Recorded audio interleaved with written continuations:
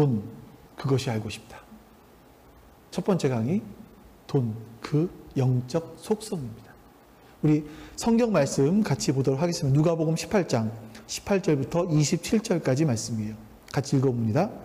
어떤 관리가 물어 이르되 선한 선생님이여 내가 무엇을 하여야 영생을 얻으리이까? 예수께서 이르시되 내가 어찌하여 나를 선하다 일컫느냐? 하나님 한 분 외에는 선한 이가 없느니라. 내가 계명을 안 하니 간음하지 말라, 살인하지 말라, 도둑질하지 말라, 거짓 증언하지 말라, 내 부모를 공경하라 하였느니라. 여짜오되 이것은 내가 어려서부터 다 지키었나이다. 예수께서 이 말을 들으시고 이르시되 내가 아직도 한 가지 부족한 것이 있으니 내게 있는 것을 다 팔아 가난한 자들에게 나눠주라.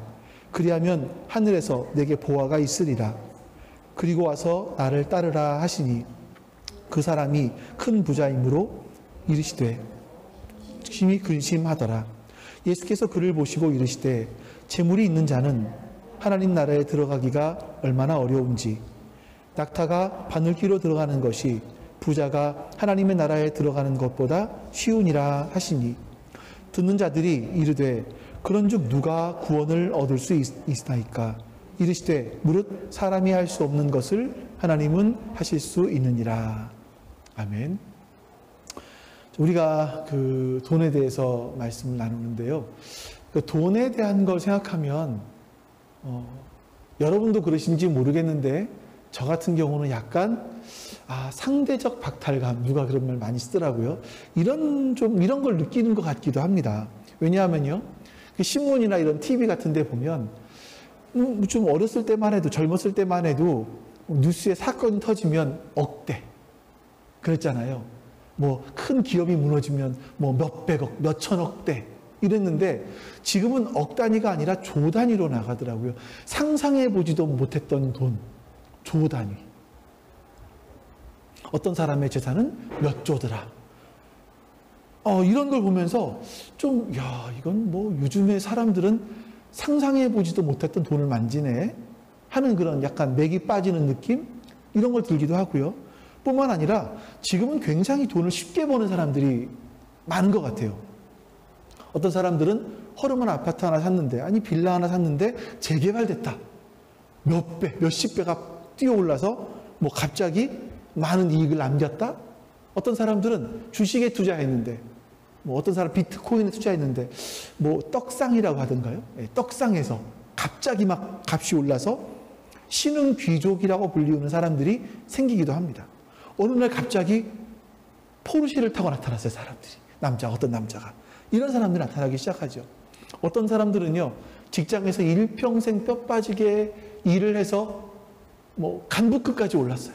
근데 그런 사람들이 1년에 받는 연봉보다 어떤 젊은 사람이 스타트업에 투자했는데 거기서 받는 뭐라 그러나요, 그런 거. 배당금. 이게 1년 간부가 연봉 받는 것보다 더 큰 경우들이 있어요.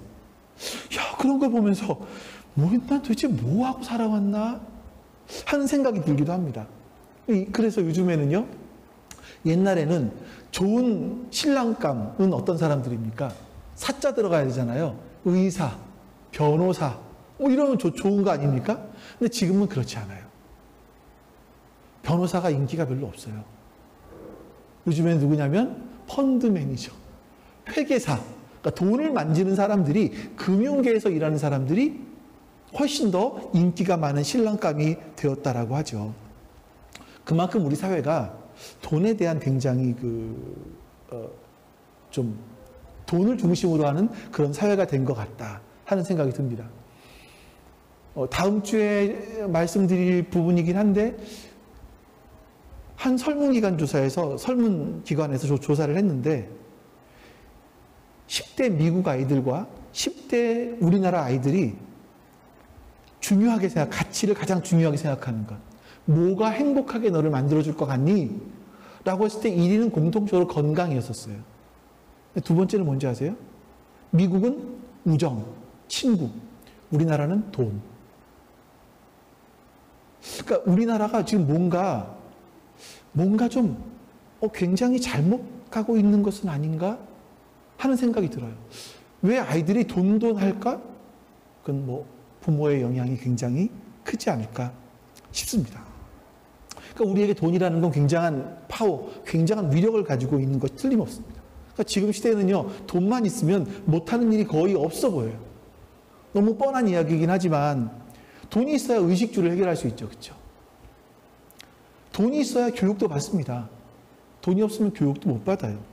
문화적인 소양이 아무리 높아도 돈이 있어야 문화적인 걸 누리죠.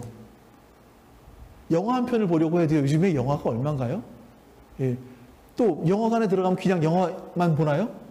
손에 뭐 하나 들고 가야 돼요. 팝콘이라도 콜라라도 하나. 그러면 영화 둘이서 한 편 보면 한 4, 5만 원 정도 쉽게 드는 게 지금이에요.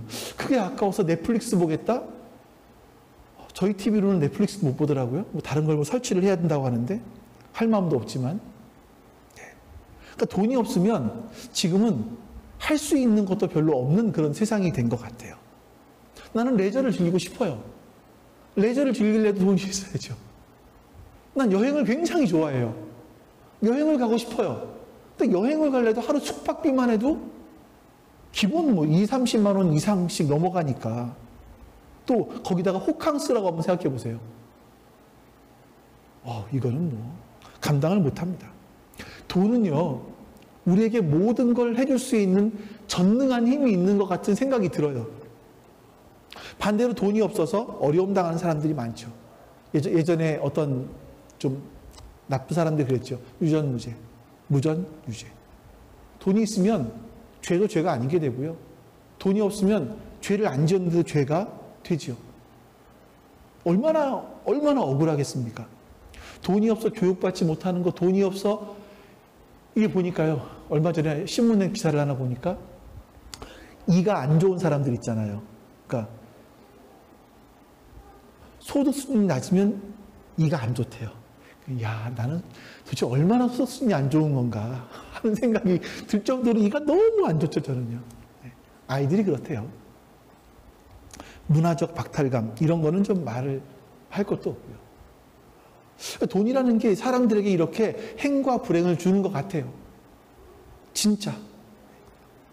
여러분, 혹시 돈이 없어서 굶어 죽는 고통을 아시나요? 권사님은 조금 아실까요?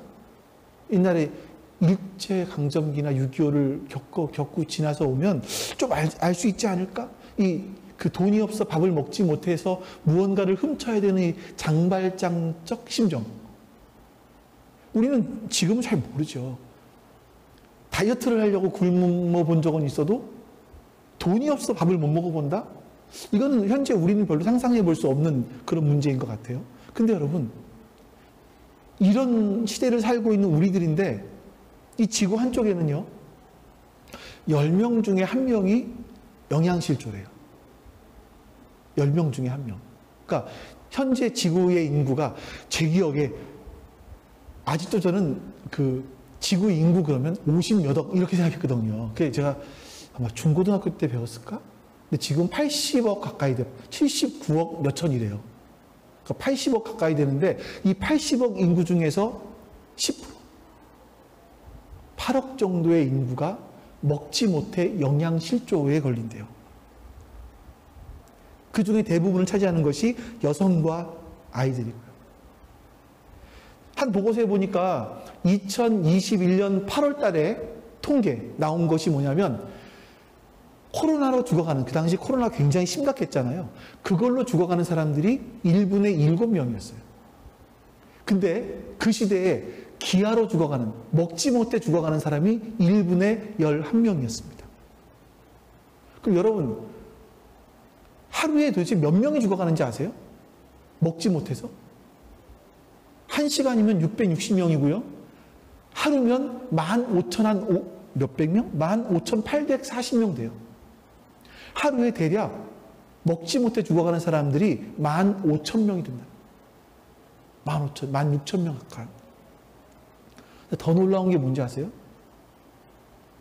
지금 지구에서 생산되는 식량의 양을 보면 전 지구의 사람들이 다 먹고도 남을 만큼 풍족하다는 거예요. 여러분, 그런데 우리나라를 보면 요즘에 방송을 보면 뭡니까? 제가 보니까 딱 두 가지인 것 같아요. 짝짓기 프로그램 하나. 동물도 아닌데 맨날 짝짓기만 해요. 짝짓기 프로그램 하나. 또 하나는 먹는 방송 하나. 여행 가서 먹고, 다이어트 하면서 먹고, 뭐 건강 위해서 먹고, 오지에 가서 먹고, 먹는 방송. 짝짓기 방송.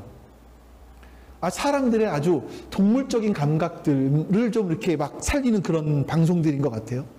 지구 한쪽에서는 밥을 못 먹어 굶어 죽어가는데 우리는 맨날 먹는 방송만 하고, 먹는데 어떤 것이 고급적인 음식인가? 뭐 이런 걸 이러죠. 이런 상황을 보면서 우리가 나쁘다, 뭐 이런 얘기를 하려는 것이 아니라 우리가 살고 있는 세상이 정말 돈의 힘이 얼마나 대단한가. 우리가 여러분 6.25 직후만 해도 어땠어요? 아프리카에 제일 못 사는 빈민 가난한 나라보다 더 못 사는 나라가 우리 아니었습니까? 얼마 지났다고 우리가 이렇게 잘 살게 됐을까요? 그 돈의 힘이죠. 돈이 갖고 있는 힘. 그 돈이 사람들이 보기에, 특히나 이 어려운 시기를 겪어오신 분들은 돈이라는 것이 일종의 안전장치 같이 생각이 돼요. 안전장치. 여러분, 신앙이 있어요. 우리는 신앙이 있어서 모인 사람들입니다. 신앙이 있지만 여러분들 솔직히 여러분의 마음을 잘 한번 들어가 보세요. 여러분에게 안정감을 줄 때가 하나님이 나와 함께 하신다고 믿어질 때입니까? 아니면 돈이 나에게 두둑하게 있을 때입니까? 이건 우리가 솔직히 좀 생각을 해봐야 될 문제인 것 같아요. 돈은요, 우리에게 기도보다 더 빠른 응답을 줘요. 기도의 응답은 굉장히 느린 것 같은데 돈의 응답은 제까닭입니다. 그래서 돈이 있으면 행복할 것 같아요. 서론이 굉장히 길었죠? 아직도 서론입니다. 돈은 정말 그런 속성을 가지고 있을까요? 돈은 정말 우리를 그렇게 행복하게 해줄 수 있을까요? 사진을 하나 보면서 이야기해 보죠. 이 사진은 여러분 멋지지 않으세요? 이런 거 한번 타보고 싶지 않으십니까? 요트예요. 근데 제가 이 사진을 특별히 골랐던 이유가 배가 저렇게 옆으로 기울어져 있거든요. 바람을 맞으면서. 근데 안 넘어져요. 이게 어떻게 안 넘어질까요? 이 요트를 운전하는 사람들이 잘해서? 물론 그것도 있겠지만요. 다음 사진 하나 볼까요? 저 밑에 저거 보이세요? 저 밑에 있는 저것이 용골이라고 해요. 용골. 배의 밑에 있는 저것을 용골이라고 합니다. 저것 때문에 배가 안 넘어진다고 얘기를 해요. 요트가. 이게 없으면 작은 바람에도 그냥 넘어질 수밖에 없대요. 근데 너무 아까 본 사진처럼 그렇게 넘어질 것 같은데도 다시 일어날 수 있는 이유는 저 용골. 사람들은요, 아까 사진 좀 보여줄래요? 이 요트 위에 화려한 저것들을 원해요. 우리의 인생이 저런 요트 위에처럼 화려하게 되길 원해요. 하지만 여러분, 이것만으로는요, 바람이 불면 커브를 틀 때는 넘어지고 만다라는 거죠. 여기를 꾸미지 못하면 우리의 인생은 정말 초라해 보여요. 불행할 것 같은 생각이 들죠. 근데 여러분, 아까 보았던 사진, 저 밑에 용골, 다음 사진 다시 한번. 이게 없으면 사실 우리는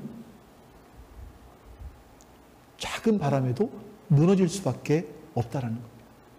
제가 주변에 있는 사람들을 관찰해 보면 돈이 많다고 해서 꼭 행복한 것도 아니고요. 돈이 없다고 꼭 불행한 것도 아닌 것 같아요. 돈이 없기 때문에 가족이 갈라지는 경우도 있지만 돈이 없어서 하나로 더 똘똘 뭉치고 사랑하는 경우도 봐요. 또 돈이 있기 때문에 하나가 되는 경우도 있어요. 근데 돈이 많다 보니까 갈라지는 경우도 종종 보게 됩니다. 어떤 사람은 어린아이 때부터 이렇게 부모가 항상 명품으로 싸잡아서 입혔어요. 해달라는 거 다 해줬어요. 그러고 살았는데 부모님이 돌아가시자 형제 간에 돈 가지고 싸웁니다. 그래서 형제가 서로 원수가 되어버리는 경우도 있죠. 돈 때문에 그렇습니다. 돈이 있으면 행복해야 되는데 돈이라는 것이 도리어 불행을 주는 것 같습니다. 더 큰 문제가 또 하나 있어요. 제가 좀 약간 주변적인 이야기들을 많이 했는데, 진짜 문제가, 돈의 문제가 뭐냐면, 사람들, 돈이라는 것이 많이 있으면요, 내가 언제든지 사고 싶은 걸 살 정도의 돈이 있으면 사람들은 영적인 걸 추구하지 않아요. 왜 그런지 아십니까? 마음이 공허하잖아요. 사람들은요, 쇼핑을 하러 가요. 쇼핑을 하러 가서 내가 원하는 거, 정말 갖고 싶었던 것을 사면 그 공허했던 마음들이 좀 해소가 돼요. 내가 원하는 걸 사고 아주 비싼 레스토랑에 가서 좋은 서비스를 받으면서 아주 비싼 요리를 먹고 나면 내 마음속의 불안함까지도 어느 정도 해소가 됩니다. 돈이 근원적인 문제는 해결해 주지 못하지만 어느 정도까지 내 이 공허함, 불안감, 이걸 덮어줄 수 있다는 거예요. 세상에는요, 고가의 장난감들이 굉장히 많아요. 우리의 그 욕구를 충족시켜줄 만한 장난감들. 여자분들이 원하시는 건 뭘까요? 뭐 명품 가방부터 시작을 해서 명품 옷, 뭐 신발, 팔찌, 뭐 목걸이 이런 것도 있겠죠. 남자들은 뭘까요? 남자들은 아마 차가 아닐까 싶어요. 저는 그래요, 저는. 네, 차가 아닐까 싶어요. 그런 고가의 장난감들이 있어요. 그러니까 내가 내 영혼에 그 어떤 빈 곳들이 있는데, 그 허전함이 있는데, 그 허전함을 그 고가의 장난감을 사서 채워줄 수 있다는 거예요. 내가 내 영혼에 어떤 허전함들이 생길 때마다 무언가를 살 수 있을 만한 재력이 있으면 우리는 고독함, 외로움, 허전함 별로 신경 쓰지 않고 살아갈 수 있습니다. 하지만 여러분, 이런 것 때문에 사람들이 진짜 보아야 될 것을 보지 못하는 경우들이 생기죠. 이게 돈에 하는 일들입니다. 그래서 여러분, 저는 이제 돈에 대해서 공부를 하면서 이전에도 가지고 있던 생각이긴 하지만 돈이 많고 적음이 결코 사람의 행복을 좌지우지하지는 않는구나 하는 이런 결론을 더 확실하게 내리게 됐습니다. 우리 인생 아까 보았던 요트의 이 밑부분에 사람들은 윗부분을 투자해서 화려하게 만들려고 하지만 진짜 중요한 건 이 아랫부분이구나. 이 아랫부분이 없는데 위에만 화려하게 꾸며놓으면 돈이 사람에게 화가 될 수도 있겠구나 하는 생각들을 하게 됐습니다. 이제 여러분들이 진짜 듣고 싶지 않은 이야기를 할 거예요, 제가. 진짜 듣고 싶지 않은 이야기. 오늘 본문에 보시면 어떤 지도자가 예수님을 찾아와요. 18절 말씀 보죠. 같이 읽어보겠습니다. 어떤 지도자가 예수께 물었다. 선하신 선생님, 내가 무엇을 해야 영생을 얻겠습니까? 이 사람은요, 영생에 대한 갈망이 있었어요. 사회적 지위까지 있는 사람이었는데 거기다가 영생에 대한 갈망이 있었어요. 나중에 보면 이 사람도 부자였대요. 사회적 지위도 있고요, 부자였고요, 영생에 대한 갈망도 있었어요. 이 사람은요. 이 사람이 예수님께 와서 선생님, 내가 어떻게 무엇을 해야 영생을 얻겠습니까? 라고 질문을 합니다. 그자 예수님께서 이렇게 답을 하시죠. 22절 같이 한번 읽어볼까요? 예수께서 이 말을 들으시고 그에게 말씀하셨다. 내게는 아직도 한 가지 부족한 것이 있다. 내가 가진 것을 다 팔아서 가난한 사람들에게 나누어 주어라. 그리하면 내가 하늘에서 보화를 차지하게 될 것이다. 그리고 와서 나를 따라라. 예수님은 이 사람에게 내가 가지고 있는 재산을 다 팔아서 가난한 사람들에게 나누어 줘라. 그리고 나를 따라라라고 말씀하십니다. 한 반쯤 팔아라. 이러면 혹시 또 모르겠어요? 그래, 영생을 얻는다고 하니까 반쯤 정도는 팔 수 있지 않을까 싶기도 한데 예수님은 다 팔아라. 그러면 네가 하늘에서 보화를 차지하게 될 것이다 라고 말씀하시는 거죠. 그래서 이 사람이 근심을 합니다. 왜 근심하냐면 이 사람은 부자였기 때문이다 라고 성경은 말씀해요. 23절 이 말씀을 듣고서 그는 몹시 근심하였다. 몹시 그가 큰 부자이기 때문이었다. 이 사람은 돈이 많은 사람, 그러니까 부자가 뭔지 우리가 봐야 될 것 같긴 해요. 그거는 여러분들 예전에 제가 했던 심령이 가난한 자에 대해서 보시면 좀 될 것 같고요. 자, 부자가 뭔가? 이건 나중에 보시도록 하시고, 이 사람은 부자였기 때문에, 돈이 많은 부자였어요. 돈이 많았어요. 그것 때문에 몹시 근심했어요. 이런 근심하는 모습 보시고 예수님이 이렇게 말씀하십니다. 같이 읽어볼게요. 아, 이거 정말 듣기 싫은 얘기예요. 자, 시작. 예수께서는 그가 근심에 사로잡힌 것을 보시고 말씀하셨다. 재물을 가진 사람이 하나님 나라에 들어가기는 참으로 어렵다. 부자가 하나님 나라에 들어가는 것보다 낙타가 바늘귀로 들어가는 것이 더 쉽다. 자, 부자가 하나님 나라에 들어가는 것보다 낙타가 바늘귀로 들어가는 것이 더 쉽다. 그러니까 부자가 하나님 나라에 들어가는 것은 거의 불가능하다라고 말씀하시는 거예요. 누가요? 예수님께서. 그 사람들이 이 말을 듣고 너무나 의아한 거예요. 그럼 예수님 누가 구원을 얻을 수 있겠습니까? 라고 말해요. 26절, 27절 같이 읽습니다. 이 말씀을 들은 사람들이 말하였다. 자, 그렇다면 누가 구원을 얻을 수 있겠습니까? 예수께서 말씀하셨다. 사람은 할 수 없는 일이야. 하나님은 하실 수 있다. 예수님은 마지막에 사람은 할 수 없는 일이지만 하나님은 하실 수 있다라고 어떤 수수께끼 같은 말씀을 답을 내놓으시고선 얘기를 그치십니다. 자, 오늘 우리가 잠깐 동안 줄거리를 말씀드렸는데 이 본문에서 돈에 관한 부분들을 같이 한번 말씀을 나눠보려고 해요. 여러분, 본문에 보시면 돈이 가지고 있는 영적인 속성이 있어요. 예수님은 그 돈의 영적인 속성에 대해서 말씀하고 있는 거죠. 자, 본문에서 돈을 많이 갖고 있는 것과 하나님 나라에 들어가는 것과 관계가 있다. 예수님 말씀이에요. 돈과 하나님 나라는 관계가 있다라고 분명히 말씀하세요. 부자가 하나님 나라에 들어갈 수 없다라고 분명하게 말씀하시죠. 그러니까 돈은요, 중립적이지 않다라는 거예요, 여러분. 예. 제가 이전까지는 여기서 배운 게 뭐냐면 돈은 전 중립적인 거라 생각했어요. 누가 쓰느냐에 따라서. 근데 돈은 중립적이지 않아요. 돈은요, 우리의 영적인 삶, 영원한 삶에 분명히 영향을 끼친다고 말씀하고 있어요.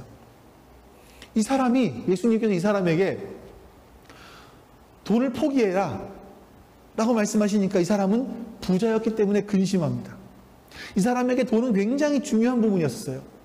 돈 때문에 이 사람은요, 영생, 하나님 나라를 포기하는 사람인 거예요. 돈은요, 우리들에게 하나님 나라를 포기하게 할 만큼의 위력을 갖고 있습니다. 그래서 예수님이 부자가 하나님 나라에 들어가는 건 낙타가 바늘귀로 들어가는 것보다 어렵다, 불가능하다 말씀하시는 거예요. 그러니까 사람들은 이 말씀, 예수님의 그 말씀을 보고서는, 아까 그 말씀 띄워줄래요? 낙타 나오는 말씀. 아니 이게 너무 싫죠. 아니, 부자가 하나님 나라에 못 들어간다고? 나 부자 되고 싶은데? 그럼 가난하게 살아야 되는 거야? 이러면서 이 말씀을 여러 가지로 다르게 해석해 보려고 막 노력을 했어요. 그 중에 한 가지가 뭐냐면, 낙타라는 단어가 아람어에 보면 밧줄이라는 단어와 비슷해요, 단어가. 그러니까 사람들이 볼 때, 그 후대의 사람들이 볼 때, 에이, 낙타가 바늘귀로 어떻게 들어가? 낙타가 아니라,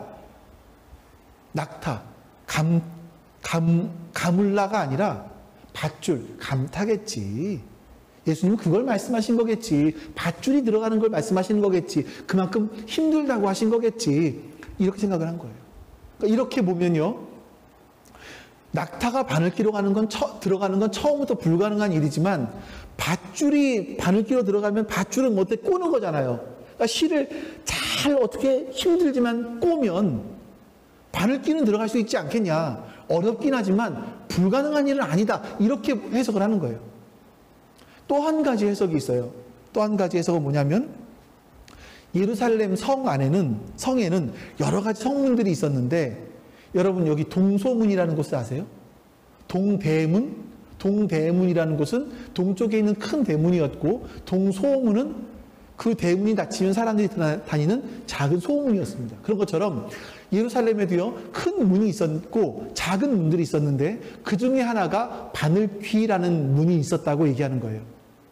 그 문이 얼마나 작았냐면 낙타가 가지고 있는 짐을 다 내려놓고 낙타가 무릎을 꿇어야 지나갈 수 있을 정도의 작은 문이었다. 그러니까 다시 말하면 뭡니까? 힘들긴 하지만 낙타가 지나가는 것이 불가능한 건 아니다. 사람들은 이렇게 보고 싶었던 거예요. 어떠세요, 여러분? 설득력이 좀 있나요? 이렇게 믿고 싶지 않으세요? 사람들은 부자가 되고 싶어요. 근데 부자가 천국에 들어갈 수 없다? 굉장히 듣기가 거북합니다. 그래서 가능성은 좀 떨어지지만 들어갈 수 있다라고 해석을 하려고 이렇게 많은 노력들을 해왔습니다. 근데 제가 이런 보았고요. 오늘 말씀들을 다시 보면 사람들이 예수님의 말씀을 듣고 인식했던 것이 뭐냐면 불가능한 것을 예수님이 말씀하시네 라고 들었어요. 26절 볼까요? 더욱 서로 놀라서 더욱 서로 놀라 말하였다. 그렇다면 누가 구원받을 수 있겠습니까? 아니 재물을 가진 사람들이 하나님 나라에 못 들어간다면 누가 구원받을 수 있겠습니까? 불가능한 것처럼 사람들이 알아들었다는 거죠. 예수님이 이렇게 말씀하십니다. 27절. 사람들에게는 불가능하다. 낙타가 바늘귀로 들어가는 것은 사람들에게 불가능한 거야. 희망이 있는 게 아니야. 작은 문을 들어가는 것도 아니고 밧줄로 이 바늘귀를 들어가는 것도 아니야. 사람들에게는 불가능한 거야. 낙타가 바늘귀로 들어가는 거야. 말씀하시는 겁니다. 그러니까 예수님은요, 당시에 그 근동 지역에서 가장 큰 동물 낙타, 그리고 그 사람들이 알고 있던 가장 작은 구멍 바늘귀, 이걸 비유로 말씀하시면서 부자가 하나님 나라에 들어가는 것은 불가능해 라고 말씀하시죠. 근데 거기다가 한 가지를 덧붙이시는 겁니다. 하나님께는 그렇지 않으니, 사람들에게는 불가능하지만 하나님께는 그렇지 않으니 하나님께는 모든 것이 가능하다. 이렇게 말씀하십니다. 이거는 제일 마지막에 제가 해석을 해드릴게요. 여러분, 예수님은요, 여러분 이렇게 심각한 얘기를 하면서 부자가 하나님 나라에 들어가지 못한다라는 심각한 얘기를 하면서 제가 웃으면서 이야기를 해서 이게 좀 이상하게 보지 마세요. 저는 고통을 좋아하는 사람은 아닙니다. 저도 되게 즐기고 싶어하는 그런 사람이에요. 예수님은요, 부자는 하나님 나라에 들어갈 수 없다라는 이런 불가능하다라면서 이렇게 극단적으로 말씀하시는 이유가 뭘까? 이게 돈의 속성이에요. 이걸 아셔야 돼요. 우리가 예수님이 이렇게까지 말씀하시는 그 돈의 속성이 무엇인지를 여러분과 제가 알아야 돼요. 누가복음 16장 13절 말씀을 읽어보겠습니다. 같이 읽습니다. 한 종이 두 주인을 섬기지 못한다. 그가 한쪽을 미워하고 다른 쪽을 사랑하거나 한쪽을 떠받들고 다른 쪽을 업신여길 것이다. 너희는 하나님과 재물을 함께 섬길 수 없다. 자, 여기서 보니까 사람에게 주인이 될 수 있는 것이 두 가지가 있대요. 무엇과 무엇입니까? 돈과 하나님이에요. 어떤 사람들은 돈을 주인으로 삼을 수도 있고 어떤 사람들은 하나님을 주인으로 삼을 수도 있다라는 거예요. 다시 말하면 예수님이 이렇게 말씀하신 경우가 처음이에요. 돈과 하나님을 거의 대등한 위치에 놓고 말씀하시는 거예요. 사람의 마음을 사로잡을 수 있는 존재, 돈이 그렇다라고 말씀하시는 거죠. 이건 굉장히 획기적인 말씀이에요. 예수님은 우리가 하나님 섬기는 것처럼 돈을 섬긴다, 돈이 인격적인 것처럼 말씀하시는 거죠. 여러분, 돈은 중립적이지 않습니다. 돈은요, 하나님과 라이벌 관계에 있는 것처럼 예수님은 말씀하십니다. 그래서 아까 보았던 그 사람은요, 돈 때문에 구원을 포기해요.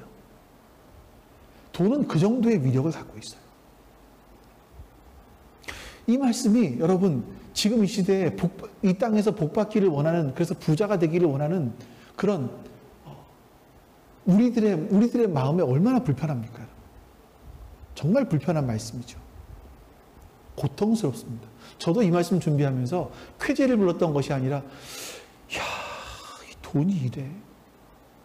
이거 어떡하지? 하는 그런 마음을 가지고 말씀을 전해요. 혹시 유튜브에서 이걸 설교를 들으시다가 어떤 분들은 다시는 안 들어오지 않을까라는 생각이 들기도 해요. 하지만 예수님께서 하신 말씀이니까. 자, 이 돈이 정말 중립적이지 않고 영적이고 하나님과 라이벌이 되는지 왜 그런지 살펴보도록 하겠습니다. 자, 돈은요, 우리 영적인 생명을 위협합니다. 다시 좀 말씀을 보죠. 이 사람은 어려서부터 10계명을 다 잘 지켜왔다라고 말합니다. 10계명대로 사는 것은 그냥 자기 삶이었어요. 라이프 스타일이었어요, 이 사람은요. 20절, 21절 말씀. 너는 계명을 알고 있을 것이다. 영생을 어떻게 하면 얻겠습니까? 뭘 해야 영생을 얻습니까? 라고 물었을 때 예수님이 답하신 것이 너는 계명을 알고 있을 것이다. 간음하지 말고 살인하지 말고 도둑질하지 말고 거짓 증언하지 말고 내 부모를 공경하라 하지 않았느냐? 이거 하면 된다 라고 말씀하시자 나는 이런 모든 것은 어려서부터 다 지켰습니다. 이 사람은요, 도덕적으로 온전하게 살았다고 스스로 자부하며 말합니다. 난 깨끗하고 반듯하게 살았어요. 그러고 부자가 됐습니다. 요즘으로 말하면 정말 1등 신랑감이죠. 이런 사람이 있으면 시집 보내고 싶어요, 예언이. 거기다가 뭐가 있어요? 영적인 갈급함도 있어요. 하나님 나라에 대한 갈급함도 있는 거예요. 영생을 생각하는 그런 사람인 거예요. 얼마나 좋습니까? 예수님께서 그 사람에게 이렇게 말씀하십니다. 22절 말씀. 같이 한번 다시 읽어보죠. 예수께서 이 말을 들으시고 그에게 말씀하셨다. 내게는 아직도 한 가지 부족한 것이 있다. 내가 가진 것을 다 팔아서 가난한 사람들에게 나누어 주어라. 그리하면 내가 하늘에서 보화를 차지하게 될 것이다. 그리고 와서 나를 따르라. 자기는 도덕적으로 바르게 산 괜찮은 사람이라고 자신 있게 말하는 이 사람에게 예수님은 근데 너 아직 한 가지 부족한 게 있어. 네가 가지고 있는 물질 다 팔아서 가난한 사람에게 줘라. 그리고 와서 나를 따라라 라고 말씀하시는 겁니다. 이 사람이요, 다른 건 다 잘 지켜왔어요. 그리고 영생에 대한 갈망까지 있어요. 예수님을 찾아왔지만 가진 걸 다 팔아라, 팔아서 가난한 사람 나눠주라 라는 이 말씀을 듣고 내가 이러면서까지 영생을 얻어야 되나? 근심하기 시작하는 거예요.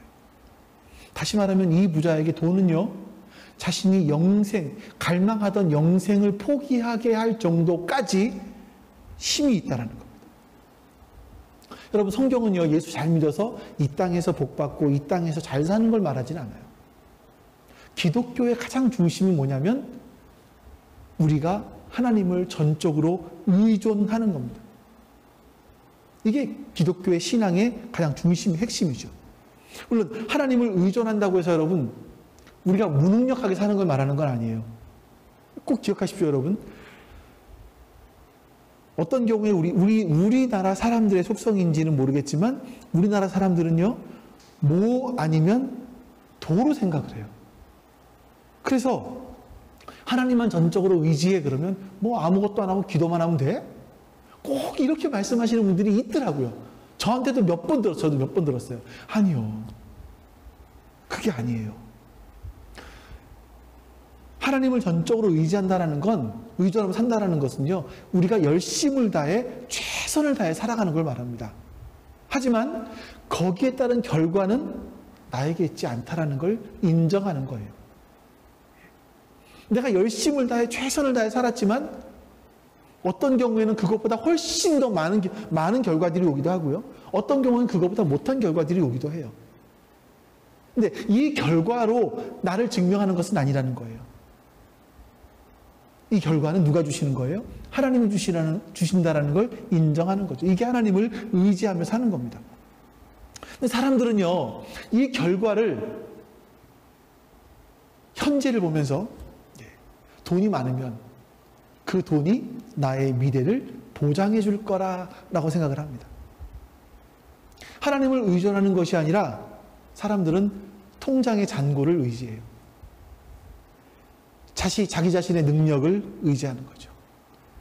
우리의 인생에서 요트의 용골과 같은 우리의 인생을 지탱해 주는 것이 이 지지대가 있어야 되는데 그게 여러분들에게 뭐냐라는 거, 우리에게 뭐냐라는 거죠. 말로는 내 모든 것이 하나님의 것입니다라고 고백하지만 실제로는 돈이 아닐까? 이게 정말 근본적으로 우리 안에 들어가서 우리 스스로를 생각해 보셔야 돼요. 돈이 아닐까? 사람들은 여러분 돈을 버는 것에 굉장히 집중합니다. 보세요. 순서를 보세요. 사람들은요, 돈을 벌기 위해 굉장히 집중합니다. 그리고 두 번째는 그 벌어놓은 돈을 지키기 위해서 고심하죠. 그 다음에는요, 그 돈 벌어놓고 지킨 돈을 늘리기 위해서 고민합니다. 연구하죠. 그 다음에는 그 돈을 쓰기 위해서 쓰면서 만족해합니다.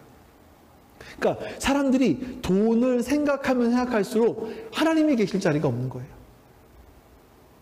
진짜 그래요. 돈이 많아지고 돈을 생각하다 보면 그 안에 하나님의 자리는 점점 사라져갑니다. 이게 여러분 돈의 속성이에요. 정확하게 보셔야 돼요.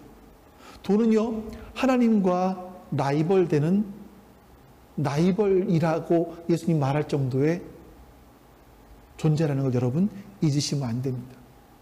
돈은요, 우리가 알지 못하는 사이에 우리로 하여금 점점점 돈을 더 의존하도록 만드는 속성이 있어요. 사람들이 사실 돈 때문에 기뻐하고 돈 때문에 슬퍼하고 돈만 있으면 풍요로워질 것 같고, 혹시 여러분 가운데도 그래도 좋으니 난 돈 좀 있었으면 좋겠다라고 생각하실지도 모르겠어요. 말씀을 들으면서까지. 그러니까 돈이 우리에게 얼마나 큰 영향력을 끼치는지를 알 수 있는 거죠. 제가 여러분들께 이 말씀을 드리는 건요, 여러분들이 뭐 돈에 대한 죄의식을 느끼라고 말씀드리는 게 아닙니다. 여러분 잘 못 살았어요. 이렇게 살면 안 돼요. 돈에 대한 탐욕이 많아요. 그 얘기를 말씀드리는 것이 아니에요. 돈은요, 바로 저의 문제입니다. 저 역시 돈을 많이 갖고 싶거든요. 이게 사실 여러분 돈 얘기를 하면서, 제가 돈에 대한 말씀을 전하면서 이게 돈이 자꾸만 나를 이렇게 올가매지? 이런 마음이 너무나 큰 겁니다. 그래서 이 나를 자꾸만 올가매는, 내 마음을 올가매는 이 돈이 뭔가 도대체, 이 돈의 속성은 뭔가 알고 싶었던 거죠.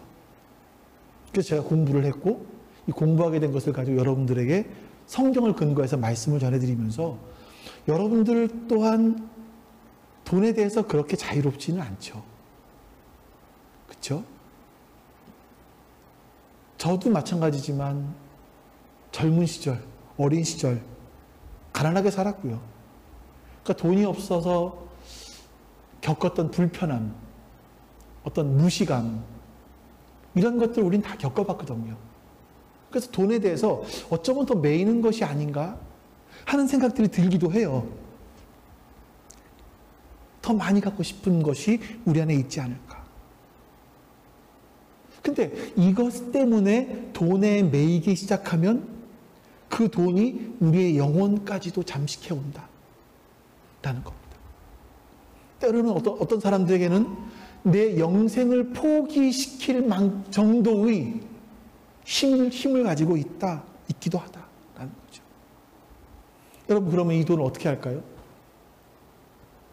부자는 정말 천국에 못 들어갑니까? 이 예수님 말씀하신 걸 보니까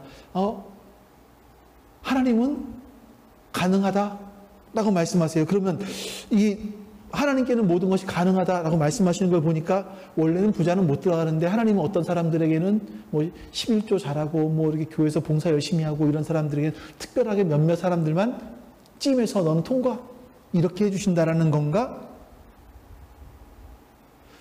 이 말씀은 뭐냐면요, 하나님께는 모든 것이 가능하다. 이 말씀은 뭐냐면 하나님의 사랑을 알게 되고 하나님의 관점으로 세상을 보게 되고 그 사랑의 관점으로 살아가는 사람들. 그래서 여러분 보세요. 하나님의 사랑을 깨닫고 하나님께서 나에게 청지기라고 하죠. 하나님께서 나에게 맡겨주신 부를 내가 어떻게 사용해야 되는지를 깨닫고 실제로 그렇게 사용하는 사람들. 예수님 말씀하신 심령이, 마음이 가난한 자로 돌아가서 보셔야 되는 거예요. 가난한 자가 뭘까? 예? 이 돈이 나를 지켜준다라고 믿는 사람들은 부자예요. 내 통장에 잔고는 맨날 마이너스가 되어도 이 돈이 나를 지켜줘라고 생각하는 사람들은 부자인 거예요. 하지만 돈이 통장에 얼마가 있던 상관없이 이 돈은 하나님이 나에게 맡겨주신 거야. 이제 앞으로도 볼 겁니다. 세 번째 주에 볼 거예요. 그래서 그것을 알고 올바로 사용할 수 있는 사람은 부자가 아닌 거예요. 마음이 가난한 사람들인 거죠. 여러분, 돈의 실체를 정확하게 아십시오.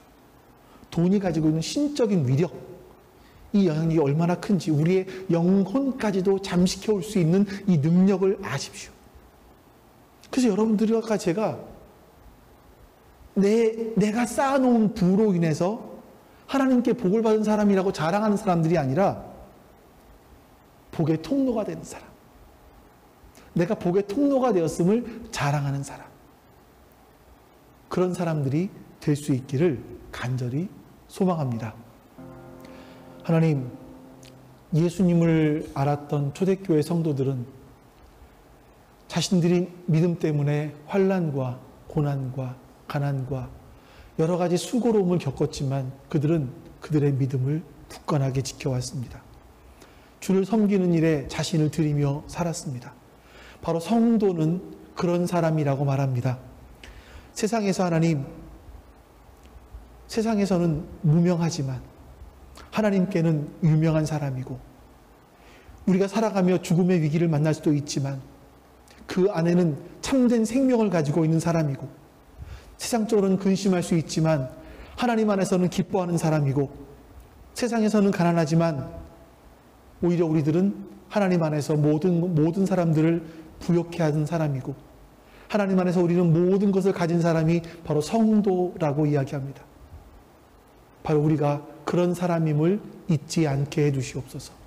우리의 영혼을 잠식하는 재물에 우리의 마음을 뺏기지 않게 하시고, 우리가 매일매일 살아가며 하나님을 의존하는 삶을 살아갈 수 있도록 주님 도와주시옵소서. 여호와는 내게 복을 주시고 너를 지키시기를 원하며, 여호와는 그의 얼굴을 내게 비추사 은혜 베푸시기를 원하며, 여호와는 그 얼굴을 내게로 향하여 드사 평강 주시기를 원하노라. 아멘.